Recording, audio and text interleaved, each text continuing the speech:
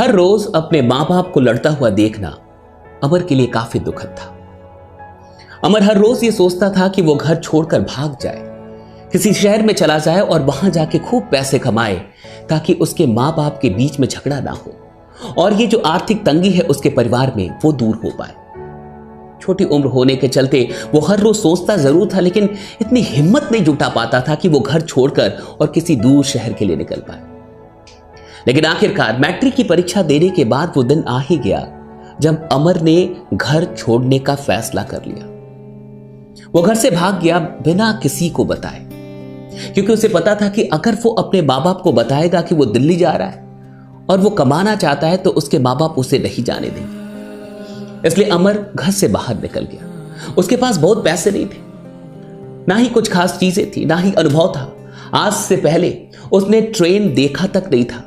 किसी तरीके से वो स्टेशन तक पहुंचा और वहां जाके उसने पता किया कि दिल्ली के लिए कौन सी ट्रेन जाती है। फिर वो ट्रेन में बैठ गया, लेकिन दिक्कत ये थी कि उसके पास टिकट नहीं था। टिकट के लिए जितने पैसे लगने थे वो उसके पास थे ही नहीं, इसलिए वो बिना टिकट के ही ट्रेन के अंदर चला गया। रात हुई और रात को टीटी पहुंचा। टीटी ने उससे पूछना शुरू किया कि उसके पास टिकट है या नहीं है। अमर, जिसकी उम्र काफी कम थी, वो काफी डरा हुआ था, सहमा हुआ था। उसने कहा कि उसके पास टिकट नहीं है और उसने टीटी से अनुरोध किया कि प्लीज वो उसे दिल्ली जाने दे, लेकिन टीटी मानने के लिए तैयार नहीं था। वो उससे टिकट मांग रहा था और टिकट ना होने पे वो उससे पैसे मांग रहा था कि उसे फाइन भरने होंगे या तो ट्रेन से उतरना होगा। अमर के आंखों में आंसू थे, उसे कुछ नहीं समझ में आ रहा था कि वो क्या करे, और इस चीज को एक बगल में बैठा हुआ इंसान देख रहा था। उसने टीटी से बात की और अमर के लिए जो भी फाइन थे उस इंसान ने भरे और टीटी फिर वहां से चला गया। उसने अमर के बारे में जो कुछ भी चीजें थी वो जाना और उसके बाद उस इंसान ने अमर को अपना एक कार्ड दिया और कहा कि दिल्ली पहुंचने के बाद अगर दिल्ली में कभी भी उसे किसी भी प्रकार की जरूरत हो तो वो इस नंबर पे कॉल कर लेगा और वो इंसान उसकी सहायता जरूर करेगा। अमर दिल्ली तो जा रहा था, लेकिन वो दिल्ली अपने दूर के एक अंकल के घर जा रहा था, दूर के रिश्तेदार। अंकल को भी नहीं पता था कि वो भाग के आ रहा है। किसी तरीके से जब वो दिल्ली पहुंचा और उनके घर पहुंचा तो उसने इस बात का जिक्र नहीं किया कि वो भाग के आए। उसने सिर्फ इतना कहा कि उसे कोई छोटा मोटा काम दिला दे, वो कुछ करना चाहता है। दिल्ली जैसे शहर में जब कोई इंसान किसी के घर पे आता है तो बड़ा मुश्किल है कि दिल से उसका स्वागत हो पाए। अंकल और उनकी फैमिली को किसी तरीके से उसके आने की कोई खुशी नहीं थी, क्योंकि वो ऐसे भी दूर के रिश्तेदार थे। लेकिन चूंकि अमर ने काफी रिक्वेस्ट किया, इसलिए उसके अंकल ने उसे एक काम दिला दिया। यह काम था कार को साफ करने का। जहां कार की सफाई होती थी वहीं पे उसे एक छोटा सा काम मिल गया कि उसे भी कार को साफ करना है। लेकिन उसके अंकल ने एक बड़ी चाल चली। वो उसे इस काम के लिए सिर्फ 1000 रुपया ही देते थे, जबकि कार वाला इससे कहीं अधिक पैसा अमर के लिए उनके अंकल को देता था। लेकिन अंकल अमर को सिर्फ 1000 रुपये देते। जब कुछ महीनों के बाद अमर को यह बात पता चली तो अमर ने सोचा कि क्यों ना एक बार वो अंकल से पूछ ले, क्योंकि उसे इस बात का विश्वास ना था कि उसके अंकल उसे सिर्फ 1000 रुपये देते हैं और बाकी के कई हजार रुपये वो अपने पास रख लेते हैं। जब अमर ने अपने अंकल से इस बारे में बात की तो अंकल इतने गुस्सा हुए कि उसे घर से बाहर निकाल दिया, और वहां भी जहां वो जॉब करता था वहां भी मना कर दिया कि उसे जॉब से निकाल देना है। अब उसे जॉब नहीं करने देना है, उसे किसी प्रकार से काम नहीं करने देना है। अगले ही दिन अमर को वहां से भी निकाल दिया गया और इस दिल्ली जैसे बड़े शहर में वो एक बार बिल्कुल अकेला हो गया था और उसके पास कहीं रहने का कोई ठिकाना नहीं था। तब उसे वो कार्ड, उस कार्ड की याद आई, उस इंसान की याद आई जिसने अमर से कहा था और ट्रेन में उसे बचाया था कि जब कभी भी जरूरत हो वो उन्हें कॉल कर लेगा। अमर ने उन्हें कॉल किया और उस इंसान ने अमर को अपने ऑफिस बुलाया नेक्स्ट डे। जब वो ऑफिस पहुंचा तो उस इंसान से मिलने के बाद उसने अपनी सारी बातें बताई और कहा कि ना तो अब उसके पास कोई घर है, ना तो कोई ठिकाना है और ना तो कोई काम है, उसे कुछ ना कुछ करना है जिंदगी। उस इंसान ने अमर को काम बताया और वो इंसान कोई और नहीं था, वो नेटवर्क मार्केटिंग का एक सक्सेसफुल लीडर था। उसने सारे काम बताए कि ऐसा ऐसा काम कर रहा है, क्या वो ये काम कर पाएगा। अमर के पास कोई ऑप्शन ही नहीं था, उसके पास कोई ऐसा ऑप्शन नहीं था कि वो बेहतर का चुनाव कर पाया। उसके सामने सिर्फ एक ही चीज अब पड़ी हुई थी, वो थी नेटवर्क मार्केटिंग। उसने कहा कि वो बिल्कुल करेगा। वो रात भर उसी ऑफिस में रह जाता था, उनकी ऑफिस में रहता था, सुबह जग के जल्दी तैयार हो जाता था और दिन भर प्रोस्पेक्टिंग करता था, लोगों से मिलता था और लोगों को प्लान के बारे में बताता था। धीरे धीरे करके उसकी टीम बनने लगी, उसे अच्छे लोग मिलने लगे और दिल्ली जैसे शहर में उसकी टीम काफी तेजी से आगे बढ़ने लगी। और लगभग 15 महीनों के बाद वो दिन आ गया जब अमर का एक बहुत बड़ा सपना पूरा होने वाला था। वो दिन आ गया जब अमर और उसके अप्लायंस बल्कि उसकी कार को बुक करने के लिए पहुंचे।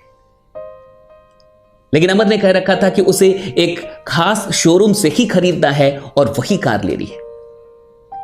जब ये बातें हुई तो उसने कहा कि 6 बजे के बाद चलेंगे, सारे काम को करने के बाद शाम में हम लोग शोरूम में पहुंचेंगे। वो लगभग 6:30-7 बजे पहुंचे और उन लोगों ने अमर की कार बुक कर दी। जिस दिन कार की डिलीवरी होने वाली थी, जिस दिन उन लोग को कार लेना था, उस दिन सब लोग तैयार होने लगे। और भी लोग आने वाले थे, टीम से भी कुछ लोग आने वाले थे और अपलाइन अमर का इंतजार कर रहे थे। लेकिन जब अपलाइन ने देखा कि अमर एक अजीब से ड्रेस में आया है और अमर ने आज वही कपड़े पहने थे जिन कपड़ों को वो पहन के उस ऑफिस में पहुंचा था, उनके पास पहुंचा था, अपलाइन ने कहा ये क्या कर लिया, आज कार निकलनी है, इतना बड़ा दिन है तुम्हारे लिए और तुम ऐसे चलोगे, ये अच्छा नहीं लगेगा। और भी लोग आ रहे, तुम्हारी टीम के लोग आ रहे, वो क्या सोचेंगे। फिर अमर ने कहा कि नहीं, मुझे इसी ड्रेस में चलने दीजिए, कुछ बात है।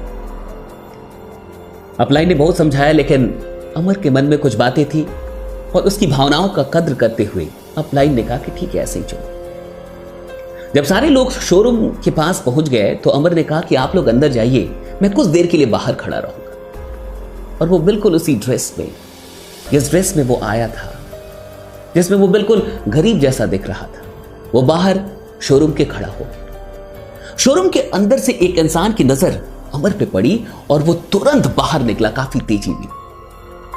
और जैसे ही वो बाहर निकला और अमर के पास पहुंचा, उसने अमर को देखते हुए, गुस्से में देखते हुए कहा कि तुम फिर यहां पे आ गए, अब किस लिए तुम आए? मैं तुम्हारी कोई सहायता नहीं करने वाला, मैंने तुम्हें निकाल दिया था ना, तुम्हें भगा दिया था ना, तुम गांव जाके फिर यहां पे आ गए। देखो, कोई ड्रामा नहीं चाहिए, कोई सीन नहीं चाहिए। अगर 100-200 रुपए चाहिए तो ये लो और यहां से दफा हो जाओ। यहां किसी को बताना नहीं कि मैं तुम्हारा अंकल हूं, मुझे कोई ड्रामा नहीं चाहिए। अमर ने बिना कुछ कहे ये बातें सुन ली और उसके बाद वो वहां से चला गया। 10-20 मिनट के बाद अमर फिर लौट के आया, लेकिन इस बार जब वो लौट के आया तो वो बिल्कुल अलग ड्रेस में था। वो बिल्कुल फॉर्मल ड्रेस में था, सूट में था, टाई में था और वो एक जेंटलमैन की तरह शोरूम के अंदर घुसा।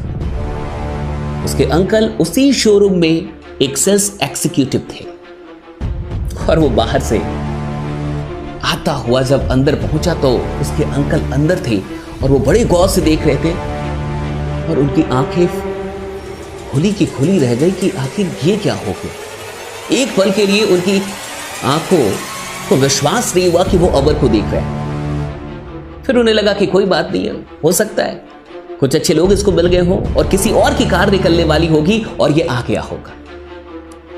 उसके अंकल को तब तक जरा सा भी ये एहसास नहीं था कि आज अमर की कार निकलने वाली है। लेकिन जब फाइनली अमर की कार निकली, डिलीवर हुई और जब अमर को सारे लोग कॉन्ग्रेचुलेट कर रहे थे, सब लोग उसे शुभकामनाएं दे रहे थे और कार की चाबी जब उसके हाथ में गई और सब वो कार पे बैठा और जब लोग उसके साथ तस्वीरें ले रहे थे, तब इन सारी चीजों को उसके अंकल दूर से देख रहे थे और वो काफी शर्मिंदा हो रहे थे कि वो अब किस तरीके से अमर को फेस करेंगे।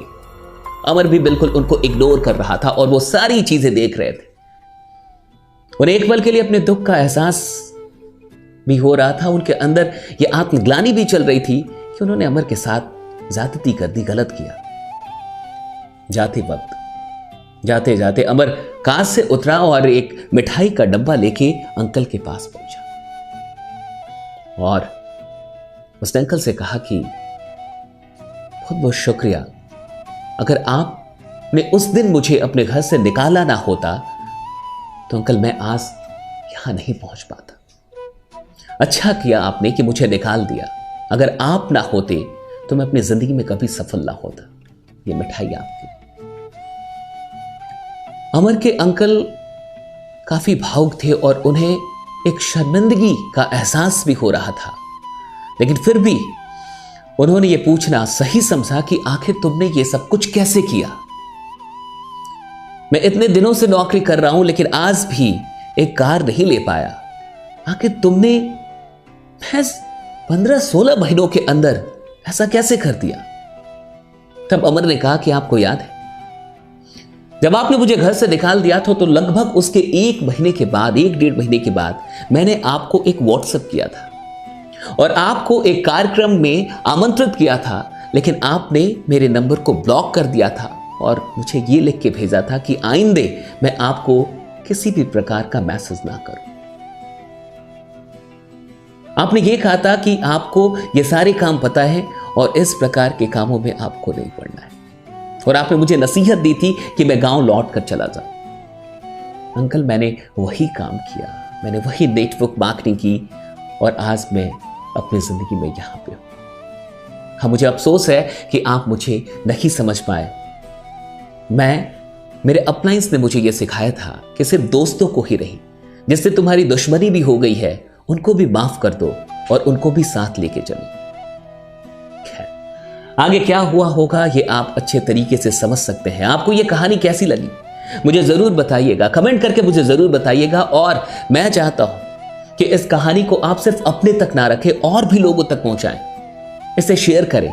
और हां, वैसे लोग जो नेटवर्क मार्केटिंग के आमंत्रण को या इस प्रकार के किसी भी आमंत्रण को इग्नोर कर देते हैं, मैं आपसे इतना कहना चाहूंगा कि कई बार अवसर आपके दरवाजे पे खुद आती है, लेकिन अगर आप अवसर की कद्र नहीं करेंगे तो वो आपका इंतजार नहीं करेंगे। हर चीज जो आपको खराब लगती है जरूरी नहीं है कि वो खराब ही हो। कोशिश कीजिए कि आप किसी भी चीज को बेहतर तरीके से जान पाएं, और नेटवर्क मार्केटिंग आज एक ऐसा अवसर है जो आपकी पूरी जिंदगी को सच में बदल सकती है। बने रहिए, जमे रहिए, क्योंकि आपका जीतना सुनिश्चित है। Thank you so much.